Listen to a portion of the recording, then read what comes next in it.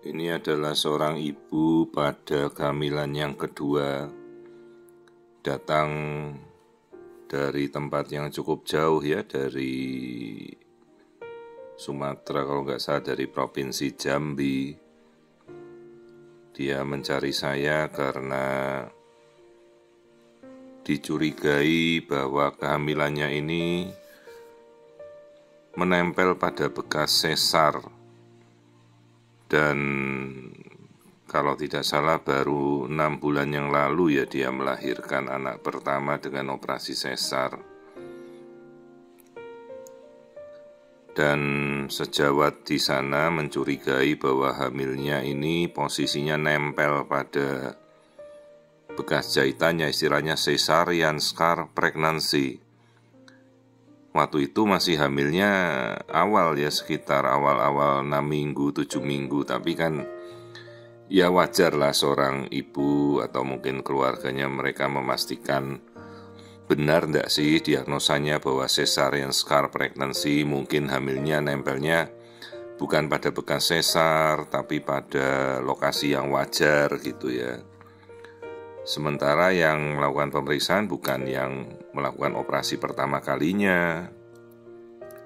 Jadi kan kadang-kadang kalau kita menerima pasien yang bukan kita dulunya operasi, yang pertama ya kita pastikan benar ya.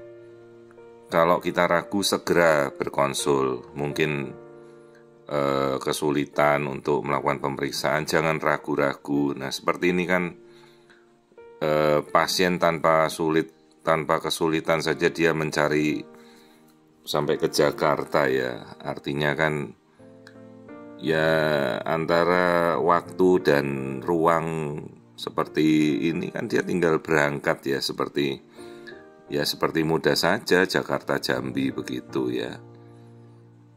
Terus saya lakukan pemeriksaan, kondisinya bayi normal. Masalahnya ini yang saya lihat seolah-olah rongga bagian belakangnya itu kosong. Jadi yang kita lihat kantung kehamilan ini kenapa dia menjorok menuju ke kandung kencing, dan rahimnya kok sampai tertekuk ke belakang, sementara yang bagian kanan seolah-olah ada bagian kiri dan kanan, yang kiri isinya kantung kehamilan. Nah yang saya tulis cavum uteri ini itu adalah rongga hamil, rongga rahim yang kosong, tidak ada isinya. Seharusnya kehamilannya bergeser ke situ ya, jangan di sebelah kiri. Nah, jadi begitu kita melihat ini posisi hamilnya ini menempel pada bekas sesarnya tepat di bawahnya kandung kencing, jadi melekuk rahimnya ke belakang. Jadi semua plasenta, semua dinding rahimnya itu sudah berubah menjadi plasenta, tidak ada batas lagi dinding rahim dengan kantung kehamilannya. Ya ini dari awal lah menjadi cesarean scar pregnancy atau kehamilan yang menempel pada bekas sesar, dan ini sendiri masuk ke dalam kategori kehamilan ektopik ya, hamil yang tidak berada dalam posisi yang semestinya meskipun di dalam rahim, tetapi dia berada pada posisi bekas jahitan, dan bekas jahitannya ini sudah tertembus oleh plasenta, namanya plasenta akreta. Masalahnya ini sudah kita tidak bisa lakukan apapun lagi. Misalnya bila janin sekalipun ini 11 minggu, panjangnya 4,6, janinnya misalnya tidak berkembang pada minggu ini, kita tidak mungkin melakukan kuretase atau membersihkan, tinggal mengangkat rahim ibunya. Atau misalnya kita memakai opsi memberikan kemoterapi seperti methotrexate, tapi tidak mungkin karena jaringan sisa kehamilan harus kita bersihkan. Maka ya kita harus berbicara dengan jujur pada keluarga, ini suatu kehamilan dengan resiko yang sangat-sangat besar mengancam nyawa si ibu ya. Dan kita tidak bisa melakukan apapun selain melanjutkan kehamilan ini sampai nanti masanya kehamilan cukup bulan, lalu kita lahirkan bayi itu ya pada bulan yang cukup, kemudian baru rahim kita angkat atau histerektomi pada saat operasi sesar. Dok, apakah mungkin kita melepaskan plasenta?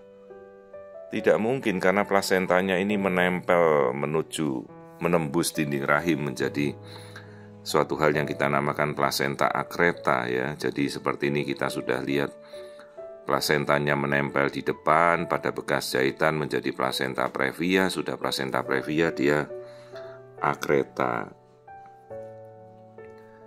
Terus pasien bertanya, kenapa hal ini terjadi, dok? Saya kan baru anak 1. Bagaimana mungkin rahim saya diangkat? Ya, ini terjadi karena dalam waktu yang sangat dekat dia hamil lagi, baru penyembuhan, baru juga 6 bulan, tahu-tahu sudah hamil lagi. Maka tolonglah mereka yang baru melahirkan ya, ber-KB lah, kasihlah jarak anak itu lahiran 2 tahun ya. Kan ada ASI eksklusif ya, bisa kita lakukan gitu. Seharusnya kan bisa ditunda keluarga berencana ya. Ya, salah satu resikonya adalah faktor persalinan, apalagi operasi sesar dalam waktu yang sangat-sangat dekat. Jadi inilah suatu kondisi cesarean scar pregnancy yang sudah lanjut ya. Dan kita harus berjuang untuk mempertahankan sebisanya. Jangan sampai ada perdarahan ya, jangan sampai ibunya kontraksi. Karena kalau hamil ini tidak berkembang, tinggal kita melakukan operasi untuk mengangkat rahim. Tidak mungkin kita lakukan kuretase. Begitu kita lakukan kuretase untuk membersihkan, maka rahim akan jebol, perdarahan, bisa perforasi. Itu bahaya sekali.